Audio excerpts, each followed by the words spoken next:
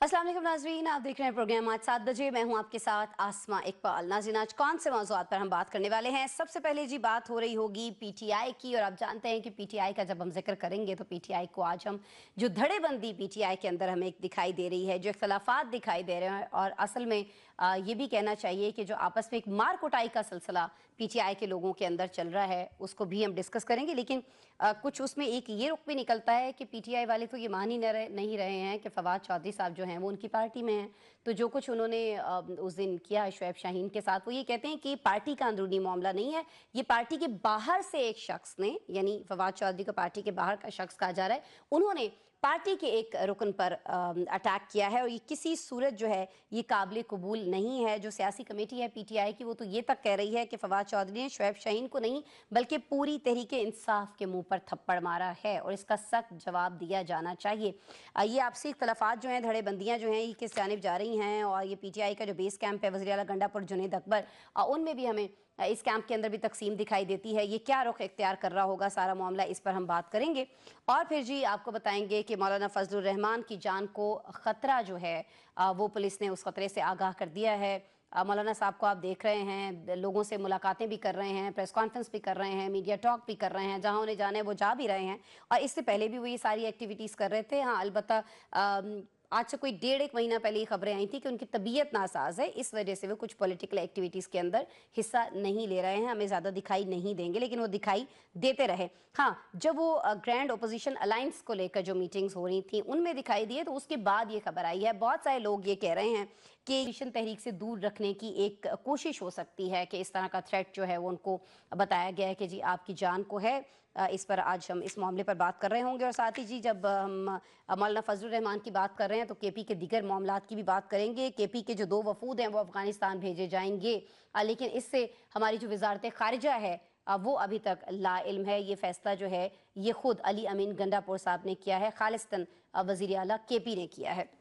इस मामले पर भी आज हम डिस्कशन कर रहे होंगे। और फिर जी एक ऐसा मामला जो मेरे आप सबसे मुतालिक है, हमारे बच्चों से मुतालिक है, हमारी नस्लों से मुतालिक है, वो मसला है जी हमारे पास जो पानी के ज़खायर हैं उनकी कमी का मसला।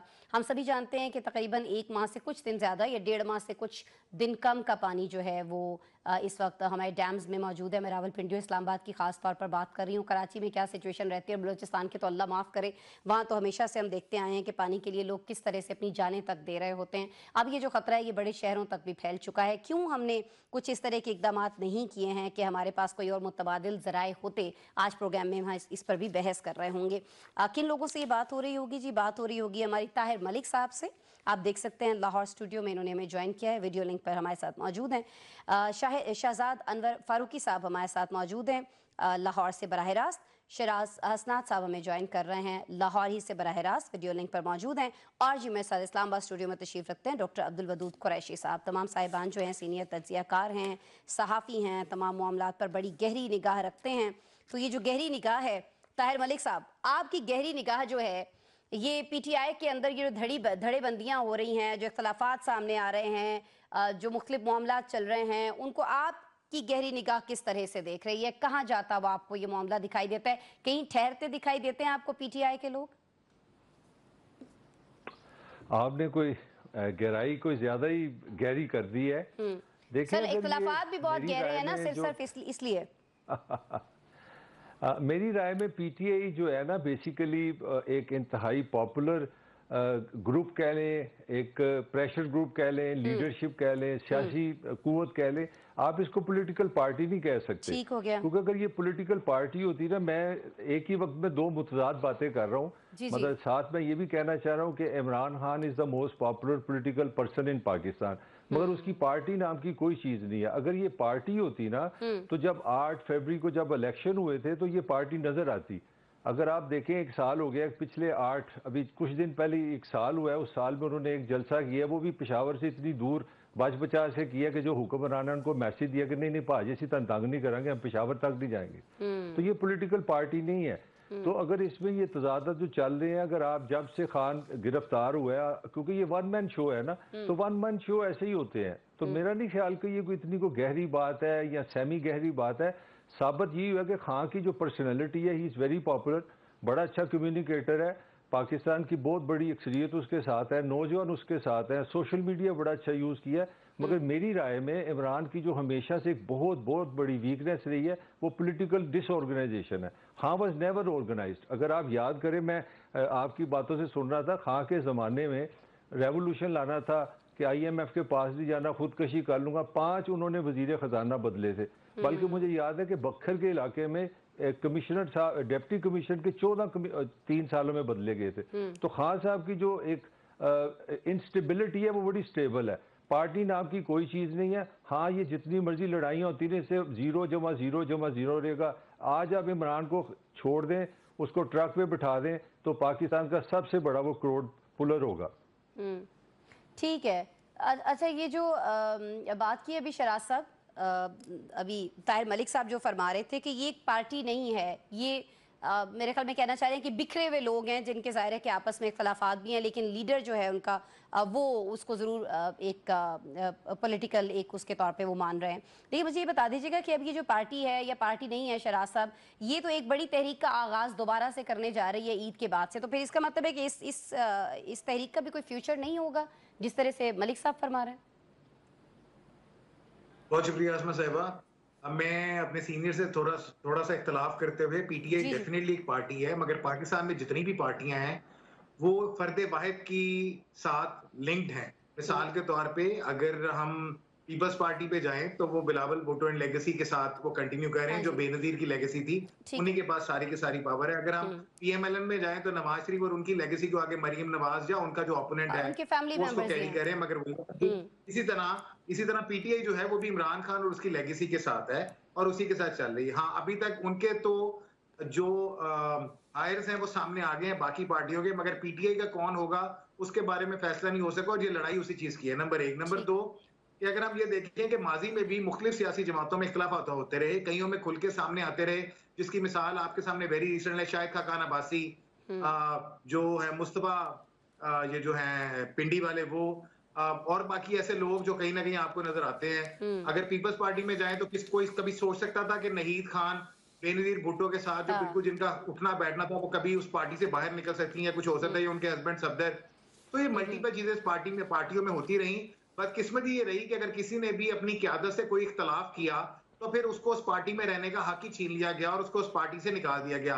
तो पाकिस्तान की पॉलिटिकल मेजर पार्टियों के अंदर ये एक सेटबैक है जो इस तरह चलता रहा। जहां तक बात है पीटीआई के ऊपर, तो बाकी जगहों पे तो हमें लीगल हायर्स या पॉलिटिकल हायर्स या आगे उनके वारिसान नजर आए, मगर पीटीआई के अंदर हमें ऐसा कोई वारिस नजर नहीं आया। इवन अगर वो बुशरा बीबी हो या इमरान खान की बहनें हो तो वो भी कहीं पे लूब में ली जाती हैं, कहीं पे लूब में नहीं ली जाती। और जिस तरह बुशरा बीबी ने लीड किया था उस प्रोटेस्ट को, तो उसके बाद यही सुनील सामने आई थी कि वो एक पॉलिटिकल हायर के तौर पे सामने आई, मगर वो चीजें भी खुल के उस तरह से नहीं आ सकी। अब मामला ये है कि जो पार्टी का लीडर है, जो बानी है, जो मेन किरदार है, जिसके पास सारी पावर ऑफ अटॉर्नी है, वो जेल के अंदर है। आप ये देखिए, जो भी बंदा जेल से बाहर निकलता है मिलके, यानी अगर 2 बंदे मुख्तलिफ टाइम में बाहर निकले हैं, अभी की एग्जांपल ले लें जिसमें शुएब शहीन और फवाद चौधरी वाला इंसिडेंट है, तो दोनों की मुख्तलिफ स्टेटमेंट थी। एक ने कहा कि जी मैंने उसे कंडेम करवा लिया है और उन्होंने बड़ा उसको कंडेम किया, दूसरे का नहीं नहीं सुलह हो गई है। बस दोनों की मुख्तलिफ स्टेटमेंट सामने आ रही थी। रीजन क्या है कि पार्टी चेयरमैन का जो स्टांस या बयानिया है वो लोगों के साथ डायरेक्टली नहीं है, वो इनडायरेक्टली है। जो लोग उसके साथ मुलाकात कर रहे हैं और वो आगे उसको किस पैराहे में लेते हैं, किस तरह आगे आगे उसको डिफाइन करते हैं। लास्टली जो आपने बात की, सारे सिनेरियो में केपीके से सबसे ज्यादा ये लोग एक्सपेक्ट कर रहे हैं। अगेन पंजाब में मल्टीपल रीजन की वजह से लोग बाहर नहीं निकल रहे। केपीके में अब जुनेद अकबर के पास क़यादत है, अब अली मीन गंडापुर के पास नहीं है। क्या अली मीन गंडापुर जो पूरी केपीके की फोर्स लेके और सारे सरकारी वसाइल लेके बाहर निकलते थे, जुनेद अकबर के पास वो रिसोर्सेज हैं? नहीं होंगे। मेरा नहीं ख्याल कि वो उसको लेके जा सकेंगे। स्वाबी जलसा एक उसकी मिसाल है जिसके ऊपर काफी क्वेश्चन मार्क भी पुट किए गए। सो अभी टाइम आगे दिया गया है, मगर जब तक पार्टी को एक पेज पे लेके नहीं आएंगे, और वो सिर्फ इमरान खान ही लेके आ सकता है, ये आपस में कभी एक दूसरे के साथ नहीं बैठ सकते। तो इसका एडवांटेज डेफिनेटली गवर्नमेंट को हो रहा है कि वो सारे डिफरेंसेस गवर्नमेंट के लिए एक पॉजिटिवली एक बेनिफिशियरी की सूरत में गवर्नमेंट को जा रहे हैं। सही है, लेकिन बेनिफिशियरी कौन है ये तो आपने बता दिया, लेकिन ये इसकी जिम्मेदार कौन है? असल में जिम्मेदारी किस पर आयद की जानी चाहिए? ये पीटीआई की जो लीगल कमेटी है उसके ऊपर होनी चाहिए, शहजाद साहब मैं आपसे पूछना चाह रही हूँ, या उसकी सियासी कमेटी पर? क्योंकि फवाद चौधरी साहब ने कह दिया कि पीटीआई की जो सियासी कमेटी है वो तो 2 टके की भी नहीं है, वो कोई काम कर ही नहीं रही है। तो सर फिर ये जिम्मेदारी हमें किस पर डालनी चाहिए उन तमाम चीज़ों की जिनके बारे में भी शराज साहब ने निशानदेही की जिनकी? बिस्मिल्लाहिर्रहमानिर्रहीम। बहुत शुक्रिया आसमा। ये मेरी जिम्मेदारी है जी, बेसिकली मेरी वजह से ये सारा फसाद और दंगा जो है वो मचता है, हाँ। क्योंकि मैं जिम्मेदारी नहीं उठाता ठीक तरह से।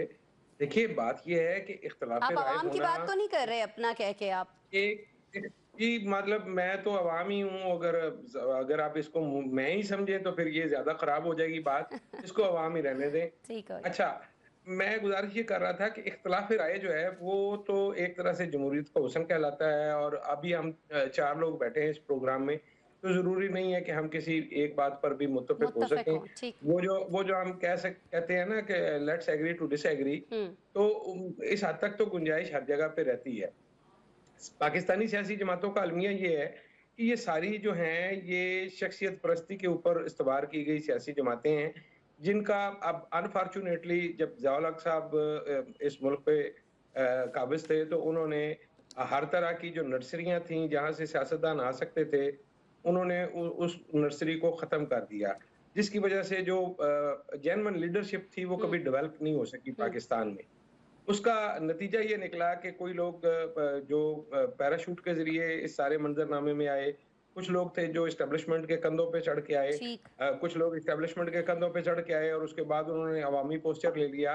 तो ये मतलब इर्तिकाई अमल से सारी चीज़ें गुज़रती रही हैं। हुँ, अभी जो आपने ज़िम्मेदारी की बात की, तो मैं ये बड़ी मतलब कन्विक्शन के साथ ये समझता हूँ कि ये जो मामला है, ये पॉलिटिकल पार्टी फिर भी काम की होती है। ये सियासी लोग जो होते हैं, वो कुछ लो और कुछ दो करके तो कोई बीच का रास्ता निकालने वाले हुँ, लोग होते हैं। जो इनकी लीगल टीम है, बुनियादी प्रॉब्लम वहाँ पे है, और लीगल टीम उस वक़्त आगे आई जब सियासी जो लोग थे वहाँ पे एक खला पैदा हुआ, जब लोग धड़ाधड़ छोड़ के जा रहे थे पीटीआई ठीक हो को, गया। वन वे और द अदर। तो उस वजह से लीगल जो अपनी इसकी थी लोग थे वो आगे आए। अब वो आगे आके एक तो उनके शख्सी तज़ादात हैं, जो कोई शख्सी मामलात हैं उनमें हैं, हुँ, और फिर दूसरे, क्योंकि जब पीटीआई का राइज़ हो रहा था, चाहे वो राइज़ कराया जा रहा था, चाहे वो जेन्युइनली हो रहा था, उस वक़्त कुछ लोग जो थे वो वाया एस्टेब्लिशमेंट भी इसमें आए, और ये कोई ढकी-छुपी बात नहीं है इसमें। तो ऐसे लोग जो थे, उनको वहाँ पे निकाला गया जब ये ठीक हो तलाक़ का गया। दौर शुरू हुआ 9 मई के बाद। अब उन लोगों को वापस दाखिल करने की कोशिश हो रही सही। है। फवाद चौधरी उसकी एक हुँ, मिसाल है। मुझे लगता है कि इसी तरह से सिंध से जो इमरान इस्माइल थे, या जो पिंडी वाले इनके ठीक जनरल है, कुछ सेक्रेटरी लोगों को थे किसी वापस लाने ज़माने की में, कोशिश हो रही है, लेकिन कुछ तो लोगों को निकालने की भी बात हो रही है। वेलकम बैक जी। कुछ बात होगी ग्रैंड ओपोजिशन अलायंस की, और गुफ्तगू का आगाज़ जो है मैं ताहिर मलिक साहब आपसे करना चाहूँगी। ताहिर साहब, ज़रा ये फरमा दीजिएगा कि कहा यह जा रहा है कि ये जो ओपोजिशन तहरीक है, इससे दूर रखने के लिए मौलाना फजलुर रहमान को अब मुख्तलिफ टैक्टिक्स जो हैं वो इस्तेमाल किए जाएंगे, और उनमें सबसे पहली जो चीज़ हम देख रहे हैं वो ये है कि उन्हें ये बता दिया गया है कि जी आपकी जान को ख़तरा है और आप बहुत मोहतात रहिए। देखिए, सवाल यहाँ पे ये पैदा होता है कि मौलाना की जान को खतरा एकदम क्यों हुआ है। यही आपका जो कंसर्न है, मुझे यही समझ आ रहा है। जी, जी सर। देखिए, एक चीज़ समझ लें, जो पाकिस्तान के जो सियासी निज़ाम है, जो रियासी निज़ाम है, ये बड़ा वेल डिफाइंड है, ये बड़ा ऑर्गेनाइज्ड है। इसने 80 सालों में यहाँ कोई ऑर्गेनाइज पॉलिटिकल पार्टी ना बनने दी है, ना पॉलिटिकल लीडरशिप बनने दी है। भुट्टो को थोड़ी सी गलतफहमी हुई, 2.5 साल उसको काल कोठरी में रखा, वो खैर खैरियत से उसके बाद लोगों को समझ आ गई कि नहीं नहीं नहीं, इस तरह की अवामी सियासत नहीं करनी। दूसरा अपना इमरान का मसला है। अब मैं मौलाना पे आने लगा हूँ। मसला क्या है? हाँ, जो हुकूमत होती है उसके पास होता है स्टेट की पावर होती है। कैसे स्टेट है? की पावर, अल्लाह का शुक्र है, आपके पास 5वीं दुनिया की बड़ी फौज है, आपके पास 4 पुलिस है, आपके पास 27 के करीब इंटेलिजेंस एजेंसीज हैं, 25,000 अरब रुपए का बजट से पाकिस्तान की रियासत चलती है। तो हुकूमत के पास तो है स्टेट पावर, ठीक हो गया। अपोजिशन के पास क्या होता है? अपोजिशन के पास होती है स्ट्रीट पावर। अब जो पाकिस्तान की स्ट्रीट पावर है, वो स्ट्रीट पावर होती है पॉलिटिकल ऑर्गेनाइजेशन के साथ। इमरान खान की मैंने कहा, मेरी राय में तो वो ऑर्गेनाइज है ही नहीं। ये एक बंदा पैदा नहीं कर सका जो पाकिस्तान में आके बता दे कि यार इमरान से मैं जेल में मिला हूं तो उसने ये बात की है। पाकिस्तान का मोस्ट पॉपुलर बंदे की ट्रेजिडी ये है कि एक क्रेडिबल बंदा नहीं है जो आके बात कर दे। तो आप मुझे बताएं, स्ट्रीट पावर आपके पास नहीं है, पॉपुलैरिटी आपके पास है, उसमें जो पंजाबी में कहते हैं रंग दा यक्का, रंग का यक्का मौलाना है। मौलाना के पास है मदरसे, मदरसों में है नौजवान, उनके पास है बसें, उनके पास है डंडे, उनके पास है सलवारें कमीजें। वो बंदा चाहे ना तो वो एक ऐसी स्ट्रीट पावर जनरेट कर सकता है जो ऑर्गेनाइज्ड होगी। जो पेशावर से बसें 12 की 12 भरी आएंगी, कोई पेशावर से आएंगी, बलोचिस्तान से आएंगी। तो मौलाना इस पूरी, अगर जो अपोजिशन की बात आप कर रहे हैं, उस अपोजिशन में स्ट्रीट पावर में पाकिस्तान में मोस्ट पॉलिटिकली डेंजरस जो बताया वो मौलाना है। तो इसीलिए मौलाना की जान को खतरा बहुत जरूरी है। ठीक हो गया, चलें आपने वो बात कह दी जो जाहिर है कि मैं इस तरह डायरेक्टली नहीं कह सकती। शराज हसनात साहब, मैं आपकी तरफ आना आसानी के चाहूंगी। लिए ज्यादा बोल लेता हूँ ना, इसीलिए। शराज साहब, मैं आपकी तरफ आना चाहूंगी। आप फरमाइएगा, ये ताहिर मलिक साहब ने तो चले फरमा दिया कि आखिर वजह क्या है, क्यों इस तरह के बयानात जो हैं ये सामने आ रहे हैं, लेकिन आपको लगता है कि इस तरह की चीज़ें, इस तरह के जो थ्रेट अलर्ट्स हैं वो मौलाना साहब को रोक पाएंगे, या आपको लगता है कि मौलाना साहब को जो चीज़ रोकेगी इस ग्रैंड अपोजिशन अलायंस को बनाने से, वो उनकी जो एक कह लीजिए कि चपकलिश जो है पीटीआई से, वो बस इस अपोजिशन अलायंस को बनने से रोक सकती है? बिकॉज जब वो बात कर रहे होंगे इंतखाबात में धांधली की, तो जाहिर है वो तो केपी को लेकर बात करेंगे, और केपी में कौन है? केपी में पीटीआई है। तो ये बहुत ज़्यादा एक कंसर्न जो है जब इस ग्रैंड अलायंस को लेकर बात की जाती है अपोजिशन के, तो कहा जाता है कि मौलाना साहब ये नहीं कर पाएंगे क्योंकि उनके अपना जो ग्रज है पीटीआई के साथ वो हाइल हो जाएगा इसमें। सर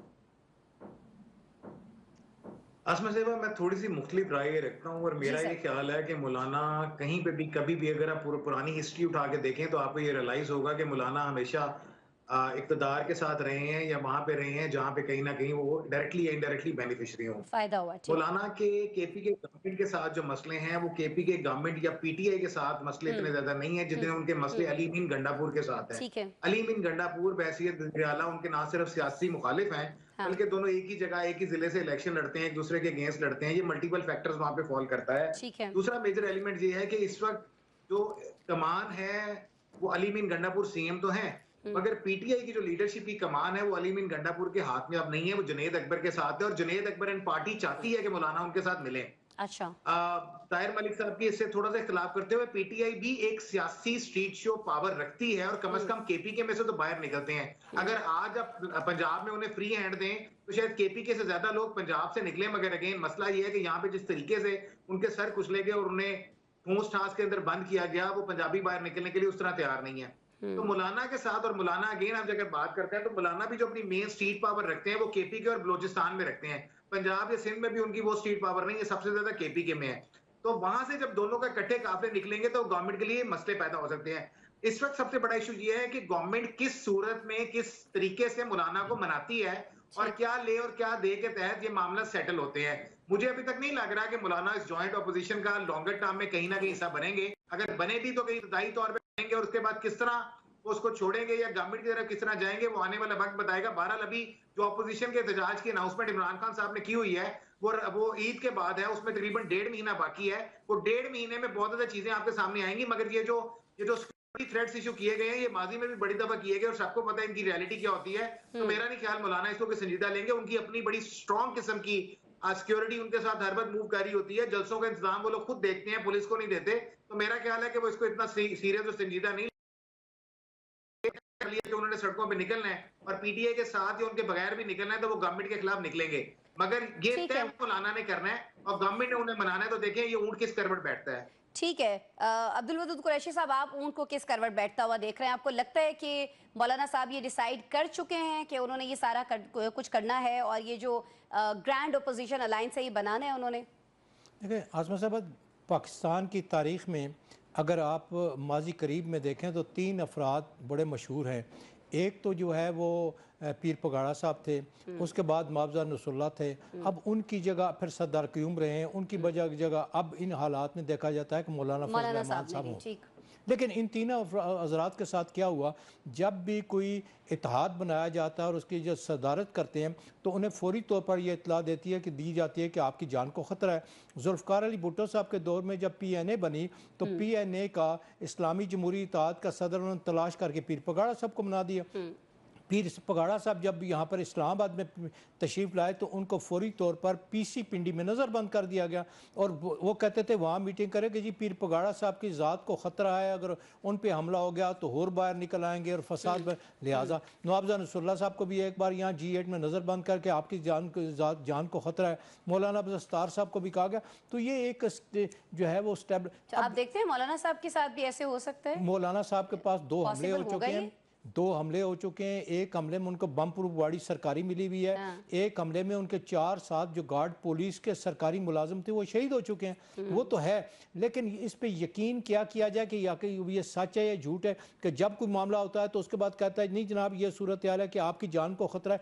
भाई जान को खतरा है, पहले मौलाना फजल रहमान तो अभी होके आए हैं, अपना काबल होके आए हैं, और वहाँ उनको काबल हुकूमत ने दावत दी हुई थी। तालिबान ने वहाँ पर वो 1 हफ्ता रहे हैं, उनसे मुज़ाकरात करके हैं। फिर उन्होंने आसिफ जरदारी साहब को बताया, फॉरेन ऑफिस से ब्रीफिंग लेके गए थे, फॉरेन ऑफिस को आकर ब्रीफ किया। ठीक है, तो जी ठीक हो गया।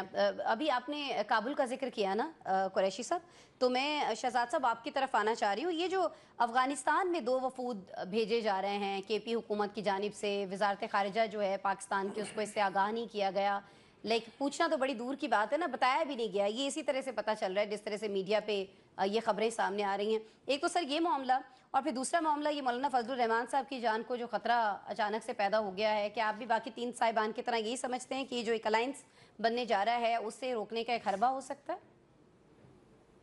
अच्छा, एक तो मुझे बड़ी खुशी हुई कि जब आपने काबल से जो है मेरा नाता जोड़ा, और मुझे लगा कि मेरी काबिलियत की वजह से आप काबल के साथ मेरा रिश्ता जोड़ रही हैं। तो लेकिन ये पता लगा कि ये काबली पुलाव की वजह से आपने मेरा राब्ता किया है काबल के साथ। डॉक्टर साहब एक यहाँ समझदार आदमी हैं और बड़ी देर से पॉलिटिक्स को देखते चले आ रहे हैं, लेकिन मैं समझता था कि मैं बड़ा मासूम आदमी हूँ। लेकिन मुझे आज पता चला है कि मेरे जैसे और भी मासूम हैं, जिनमें शिराज साहब और मलक साहब, ताहिर साहब जो हैं, ये आप भी जैसे हैं या आपसे ज्यादा मासूम है सर, ये भी बता देना अब आप। अच्छा, ये मैं अब ये मैं एतराफ करना नहीं चाहता कि ये मुझसे ज्यादा मासूम है। मैं सिर्फ अपनी मासूमियत को स्टैब्लिश करना चाहता था इस आर्गुमेंट में, लेकिन अनफॉर्चुनेटली आप वो नहीं करने दे रही। गुजारिश ये है कि मौलाना अब्दुल कलाम आजाद ने कहा था कि सियासत एक बड़ी बेरहम चीज है और इसके सीने में दिल नहीं होता। भाई ये सीधा सीधा इक्तदार का खेल है, ताकत का खेल है। इसका कोई ताल्लुक नहीं है कोई असूल, कोई प्रिंसिपल, कोई जमहूरियत, कोई फलाना, कोई टमकाना। आई एम सॉरी, मैं इन सारी टर्म्स पे कोई यकीन नहीं रखता। ये मेरे नजदीक बड़ी वेग सी बातें हैं। अच्छा, बात सिर्फ इतनी है कि बहुत सारे दुकानदार ये करते हैं कि अपना जो कंपटीटर है ना, वो भी खुद ही बन जाते हैं। यानी इधर आपने एक नाम से दुकान खोली हुई है और जब वो चल पड़ती है तो आप डर रहे होते हैं कि मेरी दुकानदारी को खराब करने के लिए कोई दूसरा कंपटीटर सामने दुकान ना डाल ले, तो वो खुद ही अपनी एक और दुकान किसी और नाम से सामने बना लेते हैं। और लोगों को यूं लगता है कि जैसे कोई बड़ा कोई कंपटीशन हो रहा है, तो हम आज ठीक। तो 2 ऑप्शन नहीं हुआ करते। तो ये जो अपोजिशन में मौलाना साहब का इंक्लूजन है, मेरे नजदीक ये बड़ी सोची समझी चीज है। और मौलाना कभी भी इक्तदार से दूर नहीं रहते, जैसे मछली पानी के बगैर नहीं रहती। सिर्फ उनकी मनपसंद प्राइस का मसला है कि वो कहाँ सेटल तो डाउन हो सकता है सर हैं। वो उधर मिल जाए ना, ग्रैंड ओपोजिशन अलायंस के अंदर मिल जाए। मेरी बात सुने और मेरी गुजारिश तो सुन, देखिए मेरा आर्गुमेंट पूरा होने दिया करें, उसके बाद जो मर्जी करें। ठीक है। अच्छा, अब इसमें सिर्फ इतनी गुजारिश है कि ये जो आपको थ्रेट्स मिले हैं, अलर्ट्स, ये बेसिकली बुनियाद डाली गई है कि मौलाना साहब तो निकलना चाहते हैं, वो तो रैली करना चाहते हैं, वो तो अपने लोगों को भी लाना चाहते हैं सड़कों पे। लेकिन मसला ये है कि चूंकि उनकी जान को खतरा है तो इसलिए वो नहीं निकल सकते। तो अपोजिशन की अपोजिशन हो गई और अपोजिशन ना अपोजिशन की ना अपोजिशन हो गई। तो ये एक बुनियाद डाली गई है कि मौलाना साहब कोई सीरियस रोल ना करें, बस उनको हमने आगे शामिल कर दिया है। अब ये एक थ्रेट बन गया है और ये हुकूमत को ये कर देगा और एक दिन निकलेगा ईद के बाद और अगले दिन सुबह सूरज दूसरी तरफ से निकल आएगा। ऐसा कुछ नहीं होने वाला भाई। ये सारी चीजें जो हैं ये प्री डिजाइन है मेरे नजदीक। और इसके अंदर यानी खुद एक खराबी इसके अंदर ही मुज़मर है। तो मुझे इससे कोई उम्मीद नहीं है अनटिल एंड अनलेस कि जितनी देर। वेलकम बैक जी। कुछ बात होगी खुश्कसाली के हवाले से, पानी की कमी के हवाले से। बहुत सारे दिन हो गए हैं हम ये खबरें सुन रहे हैं, खास तौर पर जो जिक्र हो रहा है अखबारात के अंदर और न्यूज़ बुलेटिन्स के अंदर, वो हो रहा है जी रावलपिंडी और इस्लामाबाद का। कहा यह जा रहा है जब रावल डैम का जिक्र होता है कि इसमें सिर्फ 45 दिन का पानी जो है, मेरे ख्याल में अब तो ये कोई 41-40 दिन रह गए हैं, इसका ज़ख़ीरा जो है MD वासा साहब के मुताबिक रह गया है। पानी का जो फ्लो है वो न होने के बराबर है। आउटफ्लो जो है वो 95.13 फीट बताया जा रहा है। सिचुएशन क्या है वो हम सबके सामने है, लेकिन ये सिचुएशन क्यों है ये हम जानना चाह रहे हैं। मैं चाहूँगी कि डॉक्टर अब्दुल वदूद कुरैशी साहब आप कुछ बताना चाह रहे थे, खासतौर पर इस्लामाबाद में, मेरे ख्याल में जिस इलाके में आप रहते हैं वहाँ की सूरत हाल, अब वो ज़रूर हमें बताइएगा, लेकिन साथ में भी ये भी बताइएगा कि अभी जो सिचुएशन है उसमें हमारे पास आइंदा 40-45 या 2 महीने के बाद कोई मुतबादिल ज़राए भी हैं, या बस हम हाथ पे हाथ धरे बैठे रहेंगे और देखते रहेंगे क्या होने जा रहा है? बहुत शुक्रिया आतिका। आसमा साहबा, पानी के इस्लामाबाद के लिए 3 ज़राए, एक रावल डैम है, एक जो है असम्बली डैम है और एक खानपुर डैम है। तय ये पाया था कि इस्लामाबाद को जो है वो सिंध से, दरिया सिंध से भी पानी दिया जाएगा। उस पर फिर इनके यहाँ एक मीटिंग हुई, फिर वो कॉमन इंटरेस्ट गया उनका जी लिहाजा वो चीज़ वहीं रहेगी। उस वक्त पानी मौजूद था। रावल डैम में चूँकि पानी पिंडी को जाता है, इस्लामाबाद को बहुत कम मिलता है। समली डैम का पानी इस्लामाबाद को मिलता है। खानपुर डैम इसलिए बनाया गया था, उसकी पानी की ज़रूरियात जो है उसमें से 3 जो है वो पाइप गुजारे जाएंगे। एक पाइप जो है G10 और F11 जाएगा, एक जो है वो I14, G13, G14 जाएगा और एक जो है कंटोनमेंट को जाएगा। अब G10 वाला तो CDA ने डाल दिया, कंटोनमेंट से सबसे पहले अपना पाइप लेके, और एक पाइप जो G13, G14, I14 को मिलना था वो अपना बाजवा साहब की मेहरबानी से इस्लामाबाद में CDA के मुकाबले में एक और अथॉरिटी बना दी गई, वो टैक्स भी लेंगे। हाउसिंग फाउंडेशन को अथॉरिटी में, हालांकि CDA के मुताबिक अथॉरिटी हो नहीं सकती थी। वहाँ पर एक बहुत बड़ा टैंक लगाया गया है। पाइप खानपुर से वहाँ तक मौजूद है। दरमियान में कुछ यूँ समझें 1000-2000 फुट का पाइप एक पड़ना है। वो पाइप नहीं डाल रहे, ये करोड़ों रुपया दिया जाता है कि टैंकर पानी से लाते हैं, एक नीचे जो है वो अंडरग्राउंड टैंक में डालते हैं और वो इलाके में पानी भरते हैं। उनको गर्मियों सर्दियों में उतने ही पैसे दिए। और देखें, अगर फर्ज किया 70 करोड़ पर 10% भी उसके कमीशन लगाएं तो कितना बनता है। लिहाजा 2 जगह पे 2-2 हज़ार फुट का पाइप नहीं डालना। करोड़ों रुपया हाउसिंग फाउंडेशन वो दे रहा है, ये दे रहा है ताकि उसमें कमीशन मौजूद है। और लोग शहरी वहाँ मुजाहरा करते हैं, जाते कहते हैं महीने में 15 दिन में कर देंगे। अब दफा 44 लगा दिया। ये जो अब पानी की कमी हुई है, ये आइंदा मुस्तकबिल में अगर बारिशें ना हुई तो बहुत ज़्यादा शदीद खतरा होगा। लेकिन टैंकर माफिया भी इसमें मसरूफ है। कि इस्लामाबाद में हम देखें 2000 का टैंकर था, अब 6000 रुपये का एक टैंकर मिल रहा है और 35% लोग अपने घरों में G13, G14 में जो है टैंकरों से पानी डलवा देते हैं। ठीक हो गया। इस्लामाबाद के अंदर क्या सिचुएशन है ये तो आपने बताई। मैं शराज हसनात साहब आपकी तरफ आना चाहूंगी। मुझे ये बता दीजिएगा कि डैम्स को लेकर हम सर बहुत ज्यादा बात कर रहे होते हैं, डैम्स नहीं बनते हैं, बारिशें जब होती हैं पानी जब बहुत होता है सैलाब आ जाता है, लोगों की जानें चली जाती हैं, माली नुकसान भी बहुत ज्यादा होता है। लेकिन चलें, मेरे ख्याल में अब उसको नहीं डिस्कस करें क्योंकि उसमें तो कुछ हो नहीं सकता। लेकिन सर मुझे बताइएगा कि एक मंसूबा शुरू किया गया था इमरान खान हुकूमत ने 1 बिलियन सुनामी का, जो ट्रीज लगाए जाने थे, दरख्त लगाए जाने थे सर, वो हमने देखा कि बीज फेंके गए, बड़ी सारी एफर्ट्स हुई कुछ पहाड़ों पे कुछ जगहों पे, लेकिन सर वो सारी चीजें कहाँ पे हैं? मैंने और आपने तो दरख्त नहीं लगाने, आवाम ने तो नहीं लगाने, चले ये भी हमने ठान लिया, हमने डैम नहीं बनाने ये भी ठान लिया, लेकिन जो हुकूमत ने कुछ स्टेप्स लिए थे पिछली हुकूमत ने सर, उसके भी कोई नताइज नहीं है। इतनी खुशहाली सर मुल्क के अंदर।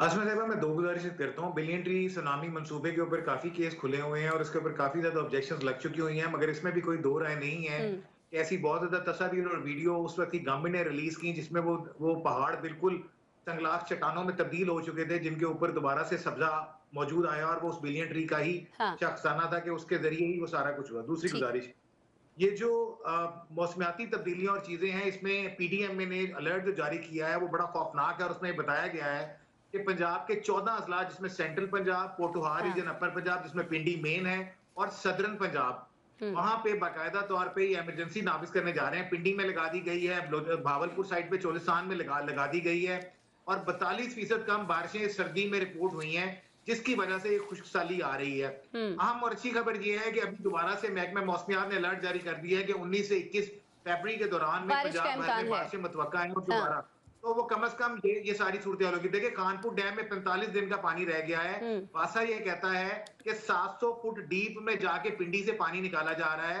लाहौर की सूरत हाल भी इस तरह की वर्सनिंग होती जा रही है। आज से 3 साल पहले तक हर साल 1 मीटर पानी नीचे जा रहा था, अब वो सूरत हाल बेशक रुक गई है। वजह यह है कि लाहौर में 11 जेरे जो अंडरग्राउंड वाटर टैंक हैं वो 3 बन चुके हैं और 11 ही टोटल बनाने थे, और वहां पे पानी का बहुत बड़ा जखीरा जो बरसात या बाकी जगहों पे इकट्ठा होता है बारिशी पानी, उसको किया जाता है। आपने हमसाये मुल्क में देखा कि किस तरह उन्होंने बोरिंग की और बोरिंग के जरिए जो बारिश का पानी था वो वापस जमीन में डाल रहे हैं। हमारी बदकिस्मती ये है कि हमारा पानी दोबारा से समंदर बुर्द हो जाता है, दरिया बुर्द हो जाता है, जाया हो जाता है, उसकी स्टोरेज का कोई प्रॉपर इंतजाम मौजूद नहीं है। तो गुजारिश ये है कि हमें वाटर इमरजेंसी लगानी पड़ेगी। देखिए, इंडिया एक तरफ कह रहा है कि आप सिंताज मायदे पे फौरन नजरसानी करें और वो मायदा पाकिस्तान के हक में, हमारे दरिया सूखते जा रहे हैं। उनके देखेंगे दरिया कहां से कहां जा रहे हैं, रावी मोड़ के उन्होंने किस तरह नए नए दरिया का रुख मोड़ दिया, किस तरह नई नहरें निकाल दी। हमें अशद जरूरत है कि हम फौरी तौर पे वाटर इमरजेंसी नाफिज करें। हम इस चीज को रियलाइज करें कि पानी जाया करने की चीज नहीं है।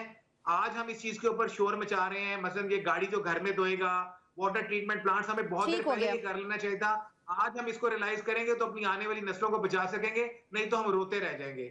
ठीक है, रोते रह क्या जाएंगे, मेरे ख्याल में भी वो दिन आ ही गए हैं कि लग तो ऐसा ही रहे कि रोते ही रह जाएंगे, क्योंकि सारा ध्यान जो है मलिक साहब मैं आपकी तरफ आना चाहूंगी। हम देख रहे हैं कि सारा ध्यान जो है वो सड़कों को वुसअत देने पे है, इंफ्रास्ट्रक्चर के ऊपर है, लेकिन जो एक बुनियादी ज़रूरत है उसमें हमें सर किसी भी सूबे के अंदर काम होता हुआ दिखाई नहीं दे रहा है। सर इसकी वजह क्या है? इसकी वजह कि हमारा जो मसला खुशक साली हमारी रियासती निज़ाम के अंदर खुशक साली है। ये जो रियासती निज़ाम है ना, ये अभी तक मॉडर्न, वो मेरा भाई ने फिर कहना है हॉलैंड की मिसाल आ गई, हम मेरे ख्याल है अभी तक अक्ल के साथ रियासत को नहीं समझ सके। रियासत का काम है कि वो इंफॉर्मेशन ले, न्यूट्रल साइंटिफिक इंफॉर्मेशन, और फ्यूचर को प्लान करे, ये रियासत का काम है। यहाँ रियासत तो हर वक्त ये बताती रहती है कि जनाब कौन सी पार्टी टूट रही है, कौन सी पार्टी बन रही है, किसको पकड़ना है, किसको छोड़ना है, तो फिर इस तरह ही होगा। अब आप बारिश को, खुशक साली को समझते हैं दुआओं से कि जी ज़्यादा बारिश हो जाती है। मैं जब बच्चा था तो मेरे वालिद भी मुझे कहते थे बेटा छत पे जाके अज़ान दो कि बारिश रुक जाएगी। अब खुशक साली हुई, अब कहते हैं अब दुआ मांगो। सवाल ये है कि खुशक साली, बारिश का होना, सैलाब का आना, ये साइकिल्स है, ये फिनोमेना है, पूरी दुनिया प्रेडिक्टेबल है। 7 साल के बाद खुशक साली आती है, कभी सैलाब आता है। हाँ जी। रियासत का काम है ऑर्गेनाइज करे, मनसूबाबंदी बनाए। ये रियासत है crisis management, breaking news management. ये हम जैसे साफी जो छोटी छोटी खबरें बनाते हैं, जब हम क्यास क्रिएट करते हैं, फिर ये आके तालियां लगाते हैं, इनाम देते हैं, और ये क्राइसिस मैनेजमेंट करते हैं। अल्लाह अल्लाह खैर सल्ला। ठीक हो गया। शहजाद साहब, हमारे पास सिर्फ 40-42 दिन का ज़ख़ीरा जो है वो इस वक्त मौजूद है, एमडी वासा ये कह रहे हैं, तो सर कोई मुतबादिल जरिया आप देख रहे हैं इसके बाद क्या होगा? अभी जो बारिश जिसका जिक्र कर रहे थे शहजाद साहब, जो खबर शेयर कर रहे थे, अगर वो बारिशें इतनी नहीं होती कि वो पानी की ज़रूरत को पूरी कर सकें तो फिर सर क्या होगा? अच्छा आसमा, वो जब शादी में देख खुलती है ना, तो सबसे पहले वो तरी वाला और अच्छी बोटियों वाला सालन निकल जाता है। तो जो बाद में लेट में आते हैं तो उनको फिर बेचारों को हड्डियां शड्डियां मिलती हैं और थोड़ा सा वो और तरह का ग्रेवी मिलता है। तो आपका शुक्रिया, आपने हमें देख की तह में झांकने का मौका मुहैया किया। गुजारिश ये है कि ये अभी तो हम खुश्क साली को रो रहे हैं। मुझे ये बताएं, जब तार साली थी तो हमने क्या बिगाड़ लिया था जी? ये चीजें जिस तरह मलिक साहब ने अभी फरमाया कि ये प्लानिंग से होती हैं। अभी शिराज ने बात की वो जो वाटर टेबल है उसको रिचार्ज करने की, ये कितनी बड़ी रॉकेट साइंस है। मुझे बताएं कि दुनिया के बेशुमार ममालिक जो हैं वो जो अंडरग्राउंड वाटर टेबल है उसको वो रिचार्ज करते हैं। आपने करना क्या? आपने करना सिर्फ ये है कि जो बारिश का पानी है उसको किसी तरह जमीन की तह में नीचे लेके जाना है, ताकि जो जमीन की टेबल। अब आप मुझे ये बताइए कि जिन शहरों में कुछ अर्सा पहले 80-90 फुट पे पानी निकल आता था, फिर 100-125 फुट पे पानी निकल आता था, आप हमें बता रहे हैं कि अब वो 700 फुट से नीचे चला गया। मुन्नू भाई ने 90s में ये शोर मचाना शुरू किया था कि पानी का क्राइसिस आने वाला है, तो पानी को जो है वो प्रिजर्व करें। हमने क्या किया, हम इसको पौधों को धोते हैं और बारिश के अंदर खड़े होके तो अपनी मतलब टैप से हम उसको पानी देते हैं। हम गाड़ियों को धोते हैं और इस तरह धोते हैं कि जैसे ये दुनिया की आखिरी धुलाई है, इसके बाद इस गाड़ी ने कभी नहीं धुलना। जहां पे रिसोर्सेज को स्मार्टली हमने इस्तेमाल करना है वो हमने कभी भी नहीं किया। हमने हमेशा वो डंग टपाऊ काम किया है और हम ये समझते रहे हैं कि अच्छा क़यामत कौन सी हमारी जिंदगी में आनी है, पता नहीं अगली नस्ल या उससे अगली नस्ल के जमाने में आएगी, तो वो खुद देख लेंगे, हमारा ये मसला नहीं है। अब ये जो पानी की कमी की क़यामत है, ये हम यही समझते रहे हैं कि ये कोई 2 नस्ल बाद आएगी तो लोग देख लेंगे। टाइम शहजाद साहब खत्म हो गया। यानी आप ये समझ रहे हैं कि मसला हल इसलिए नहीं हुआ कि इसको कभी मसला समझा ही नहीं गया। मैं एक फिक्रा कहना चाहूंगा कि आपको वाटर टेबल को रिचार्ज करना है, इसके बगैर आपके पास कोई चारा नहीं है। आपने नहरों का पानी, दरियाओं का पानी जिस तरह से जाया किया, जिस तरह से बेचा, जिस तरह मुजरमाना गफलत के तहत इंडिया को आपने दरियाओं को रुख मोड़ने या वहां से नहरें निकालने का राइट किया, वो सब का सब आपके सामने है। हाँ सर, ये जो प्राइवेट ये जो मशरूबात बनाने वाली कंपनीज हैं, यही ज़ेर जमीन से सर हजारों गैलन रोजाना का पानी निकाल रही हैं। वो जब हम प्राइमरी स्कूल में पढ़ते थे तो एक उर्दू की किताब में एक कहानी हुआ करती थी, सोया हुआ महल। मुझे कभी कभी यूं लगता है कि हम सारे के सारे एक सोए हुए महल में रहते हैं। एक दिन अचानक हमारी आंख खुलती है तो हमें पता चलता है पानी खत्म हो गया, कभी चलता है कि जी बिजली की लोड शेडिंग हो गई। तो आप जब तक चीजों के साथ इन टच नहीं होंगे, अवाम आपकी प्रायोरिटी नहीं होगी। ठीक है, लोगों को बहुत फैसिलिटी शुक्रिया, बहुत करना शुक्रिया। आप शहजाद अनवर फारूकी साहब, शराज हसनात साहब, डॉक्टर अब्दुल वदूद कुरैशी साहब, ताहिर मलिक साहब, आप तमाम साहिबान हमारे साथ मौजूद थे, अपना तज्जिया शेयर कर रहे थे। नाज़रीन, आपका शुक्रिया, आपने प्रोग्राम देखा। कल मिलते हैं आपसे दोबारा।